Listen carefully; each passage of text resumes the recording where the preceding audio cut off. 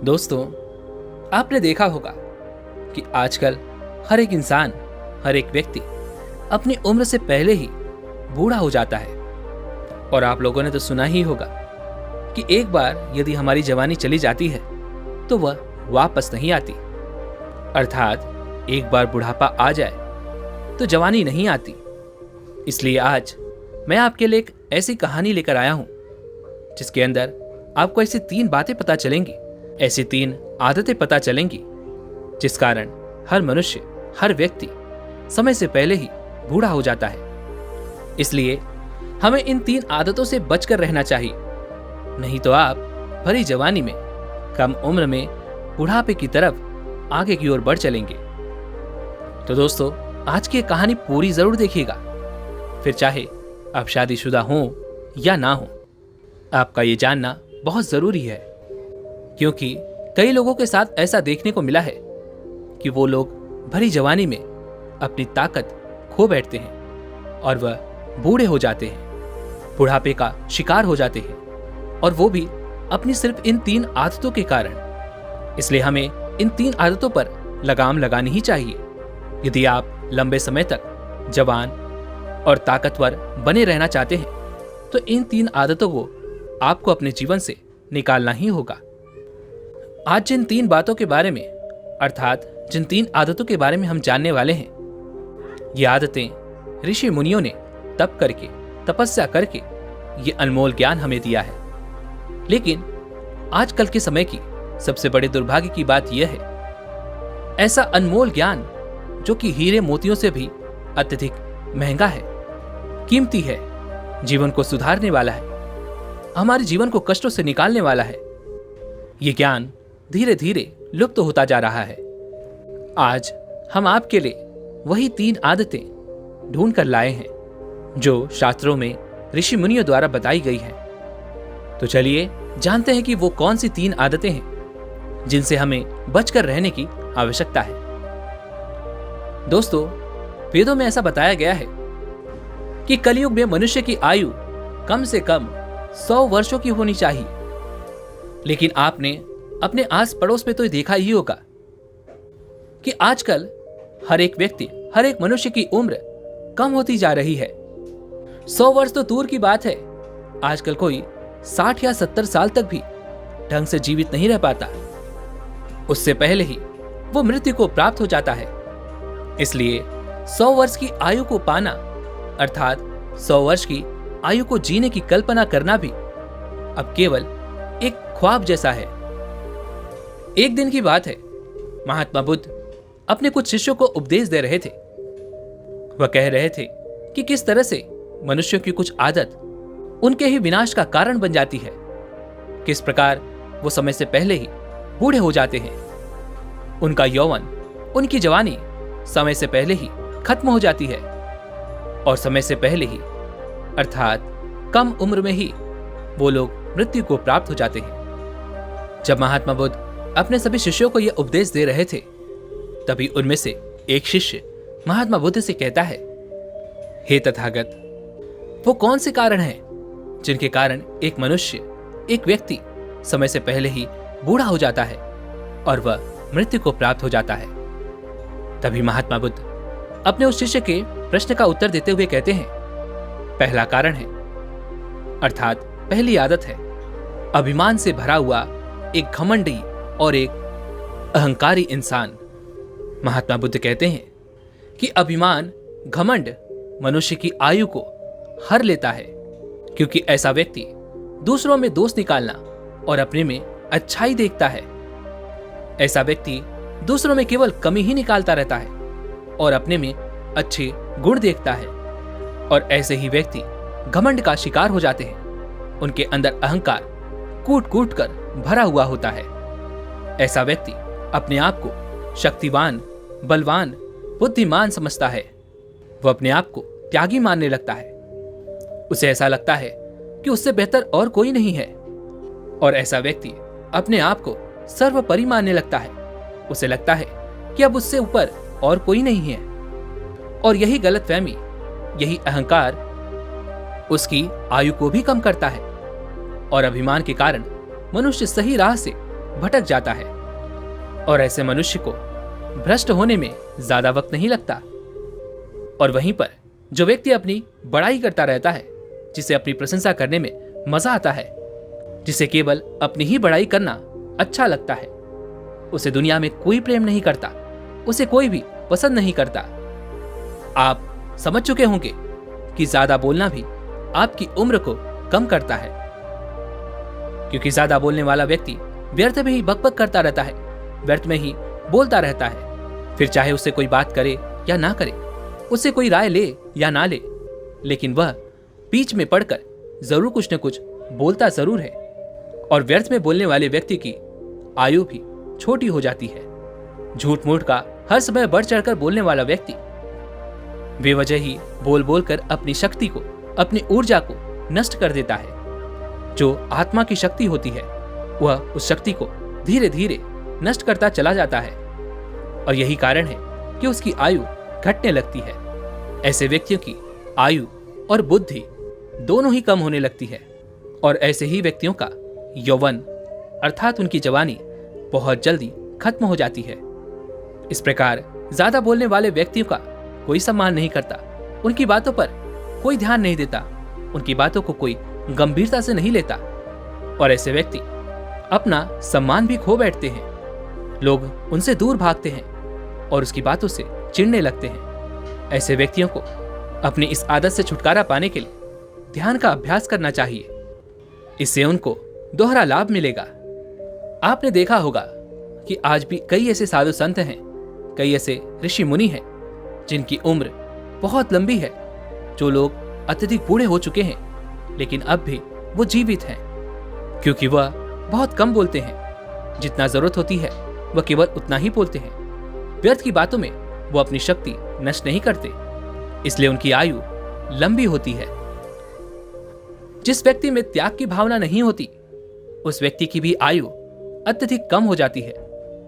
जो व्यक्ति केवल सांसारिक सुखों में लिप्त रहता है, भोग विलास में लिप्त रहता है, शारीरिक सुख और काम वासना के चक्कर में रहने वाला व्यक्ति भी अपनी आयु को तेजी से कम कर लेता है। जो व्यक्ति अत्यधिक भोग विलास करता है, ऐश्वर्य और अय्यास व्यक्ति भी अपनी उम्र समय से पहले ही कम कर लेता है और ऐसे व्यक्ति बहुत जल्दी ही मृत्यु को प्राप्त हो जाते हैं। जिन व्यक्तियों के जीवन में संयम नहीं होता, वो ज्यादा दिनों तक जीवित नहीं रह पाते और जो व्यक्ति सहमत है, जो व्यक्ति संयम के साथ जीता है, जिस व्यक्ति को त्याग करना आता है, जिसके भीतर त्याग की भावना है, वो अपने जीवन को सुख और शांति से जीता है, जिस कारण उसकी आयु भी लंबी होती चली जाती है। हर मनुष्य को अपने जीवन में एक बात अवश्य ध्यान रखनी चाहिए कि वह इस संसार में किसी से कुछ लेने नहीं बल्कि कुछ देने आया है। लेकिन हम में से अधिकांशतः लोग तो केवल अपने बारे में ही सोचते रहते हैं। वह अपने लालच को पूरा करना चाहते हैं, अपनी इच्छाओं को पूरा करना चाहते हैं, फिर चाहे उससे किसी को भी नुकसान हो जाए, इस बात से उन्हें कोई फर्क नहीं पड़ता। वह केवल अपनी उसी इच्छा की पूर्ति के लिए उसी प्रकार काम करते रहते हैं और ऐसे व्यक्तियों को समाज में कोई सम्मान नहीं मिलता। वहीं पर जो व्यक्ति त्याग की भावना रखते हैं, दूसरों के लिए सोचते हैं, दूसरों के लिए कर्म भी करते हैं, ऐसे व्यक्तियों को समाज में बहुत सम्मान भी मिलता है और वे अपना जीवन शांति और सुखमय तरह से बिताते हैं, जिस कारण उनकी शक्ति नष्ट कम होती है और वह अपनी आयु बढ़ा लेते हैं। और साथ ही साथ जब ऐसे व्यक्ति को कोई जरूरत पड़ती है तो समाज भी उनका साथ देने के लिए पूरी तरह से तैयार होता है। आगे महात्मा बुद्ध कहते हैं, क्रोध करना। क्रोध एक व्यक्ति का, एक मनुष्य का सबसे बड़ा दुश्मन होता है। क्रोध आपसे कब और क्या करवा दे, ये आपको पता तक नहीं चलता। क्रोध में आप ऐसी गलतियां तक कर बैठते हैं जिसका आपको जीवन भर पछतावा होता है और उसका दुख आपको जीवन भर भोगना ही पड़ता है। इसलिए जब भी आपको क्रोध आए तो आपको अपने ऊपर ध्यान देना चाहिए, अपने ऊपर नियंत्रण रखना चाहिए कि कहीं आपसे कोई बड़ी गलती ना हो जाए, कहीं कोई बड़ी भूल ना हो जाए, आप किसी को कुछ ऐसे अपशब्द ना कह दे जिससे आपको अपने जीवन भर पछतावा हो। अब आप में से कई लोगों के मन में यह प्रश्न उठ रहा होगा कि क्रोध आते वक्त हम अपने आप पर काबू नहीं कर पाते और ऐसे समय पर हम अपने आप पर काबू कैसे कर सकते हैं? तो इसका एक बड़ा ही सीधा और सरल जवाब है ध्यान। यदि आप प्रतिदिन ध्यान करते हैं तो आप अपने मन पर, अपने मस्तिष्क पर अपना पूरा नियंत्रण पा सकते हैं। इसके लिए आपको अभ्यास की आवश्यकता है और इसके लिए आपको निरंतर अभ्यास करते ही रहना चाहिए। तभी आप क्रोध आते वक्त अपने आप को देख पाएंगे, समझ पाएंगे और अपने आप पर नियंत्रण पा सकेंगे। जब भी किसी व्यक्ति को क्रोध आता है तो ऐसे समय पर वे लोग ऐसे गलत फैसले ले लेते हैं जिससे उन्हें जीवन भर पछताना पड़ता है।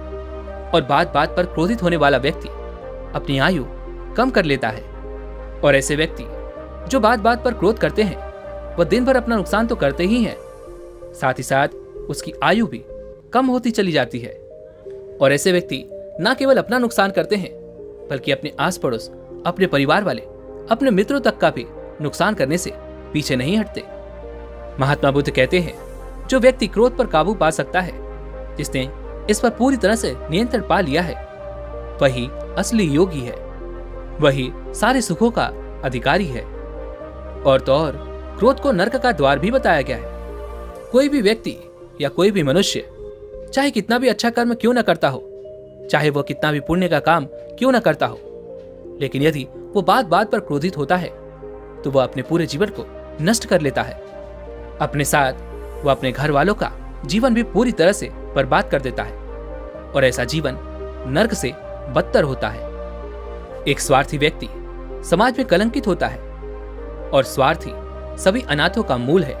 एक स्वार्थी मनुष्य, एक लालची मनुष्य अपने स्वार्थ को सिद्ध करने के लिए, अपने काम को पूरा करने के लिए किसी भी हद तक गिर सकता है। और ऐसे स्वार्थी व्यक्तियों में किसी भी प्रकार की लाज, शर्म नहीं होती। उन्हें इस बात से फर्क नहीं पड़ता कि दुनिया क्या कहेगी। उन्हें तो इस बात से फर्क पड़ता है कि यदि उनका काम न पूरा हुआ तो वो क्या करेगा। और यही स्वार्थ है कि आज चारों तरफ केवल पाप ही फैला हुआ है, क्योंकि हर व्यक्ति स्वार्थी बनकर जी रहा है। हर व्यक्ति केवल अपना स्वार्थ देख रहा है। इसीलिए चारों तरफ अशांति है, दुख है, पीड़ा है, तकलीफें हैं। सोने के लिए लोगों के पास अच्छा घर है, आरामदायक बिस्तर है, लेकिन फिर भी उन्हें चैन की नींद नहीं आती। एक बात हमेशा ध्यान रखिएगा, दूसरों से जलने वाला, दूसरों से ईर्ष्या करने वाला, दूसरों की तरक्की को देखकर दुखी होने वाला भीतर ही भीतर अपनी आत्मा की इस शक्ति को नष्ट करता चला जाता है, जिस कारण उसकी आयु कम होने लगती है। और ऐसे व्यक्ति जिन्हें दूसरों की खुशी से जलन होती है, ईर्ष्या होती है, वे लोग अपने आप को नकारात्मक विचारों से घेर लेते हैं और इन्हीं नकारात्मक विचारों के कारण वह अपना पूरा जीवन बर्बाद कर लेते हैं। उनके आसपास का पूरा माहौल एकदम नकारात्मक ऊर्जा से भर जाता है और यही नकारात्मक ऊर्जा उसकी जीवन शक्ति को धीरे धीरे दुर्बल बनाती चली जाती है और वह मनुष्य अपनी शक्ति को पहचान नहीं पाता। उस नकारात्मक ऊर्जा के सामने वो हार मान लेता है, जिस कारण वह उसकी जीवन शक्ति को कम करने लगती है। धीरे धीरे उसकी आयु भी कम हो जाती है और ऐसे व्यक्ति भी जल्दी ही मृत्यु को प्राप्त हो जाते हैं। इसलिए किसी भी व्यक्ति को स्वार्थी नहीं होना चाहिए। स्वार्थ की भावना को हमें जितनी जल्दी हो सके उतनी जल्दी इसका त्याग कर देना चाहिए। एक स्वार्थी व्यक्ति कभी भी किसी को भी कहीं भी किसी भी काम के लिए धोखा दे सकता है और एक स्वार्थी व्यक्ति के ऊपर कभी कोई भरोसा नहीं करता। महात्मा बुद्ध कहते हैं कि अपने सच्चे मित्र और अपने अच्छे मित्र को धोखा देने वाला व्यक्ति भी नीच और अधर्मी होता है। ऐसे मनुष्य की निंदा हर जगह पर होती है। ऐसे लोगों को कोई पसंद नहीं करता। इसलिए हमें हमेशा खुश रहना चाहिए, लोगों की भलाई देखनी चाहिए, लोगों की खुशी में खुश रहना चाहिए, क्योंकि दूसरों की खुशी से जलकर आपको क्या लाभ। आपकी ईर्ष्या की भावना से ना तो उसकी खुशी छिन जाएगी और ना ही आपको वो खुशी मिल पाएगी। मनुष्य के जीवन में मित्रों का बहुत महत्व होता है। एक अच्छा और एक सच्चा मित्र आपको कई प्रकार की तकलीफों से, कई प्रकार की पीड़ाओं से बाहर निकाल सकता है। जब आपके साथ कोई ना हो, जब आपका साथ कोई ना दे रहा हो, तब आपका सच्चा मित्र आपके साथ होता है और वो आपको उस दुविधा से, उस तकलीफ से, उस पीड़ा से बाहर निकलने में आपकी मदद करता है। सच्ची मित्रता में वो शक्ति होती है जिस शक्ति से आपके शत्रु भी आपसे डरते हैं। जब आप अकेलेपन में या आप कभी किसी मुसीबत में फंस जाते हैं तो मित्रता की यही शक्ति आपकी मदद करती है और आपको उस मुसीबत से बाहर निकालती है। आपका सच्चा मित्र ही आपकी मदद करता है, इसलिए एक सच्चे मित्र के साथ धोखा करना भी अधर्म है और ऐसा व्यक्ति भी अपनी आयु को कम कर लेता है और वह पतन की ओर आगे बढ़ता है। ऐसी कई सारी बातें हैं जो हम अपने परिजनों, अपने परिवार वालों, अपने माता पिता से नहीं कह सकते, लेकिन वो दर्द, वो पीड़ा हम अपने मित्र से कह सकते हैं। इसलिए एक मनुष्य के जीवन में मित्र का बहुत महत्व होता है और अपने मित्र को कभी भी धोखा नहीं देना चाहिए, क्योंकि ऐसा करके आप अपनी जीवन शक्ति को कम कर रहे हैं और इससे आपकी ही आयु पर फर्क पड़ेगा। इतना कहकर महात्मा बुद्ध शांत हो गए और उस शिष्य को भी अपने सवाल का जवाब मिल गया। दोस्तों, उम्मीद है कि आपने आज की इस वीडियो से जरूर कुछ न कुछ सीखा होगा। तो इस वीडियो को लाइक और अपने दोस्तों के साथ शेयर करना ना भूलें और हमें ऐसे ही सपोर्ट करने के लिए चैनल को सब्सक्राइब और घंटी बटन को जरूर दबा दें। तो चलिए फिर मिलते हैं ऐसी एक और वीडियो में। तब तक के लिए अपना ख्याल रखें। धन्यवाद।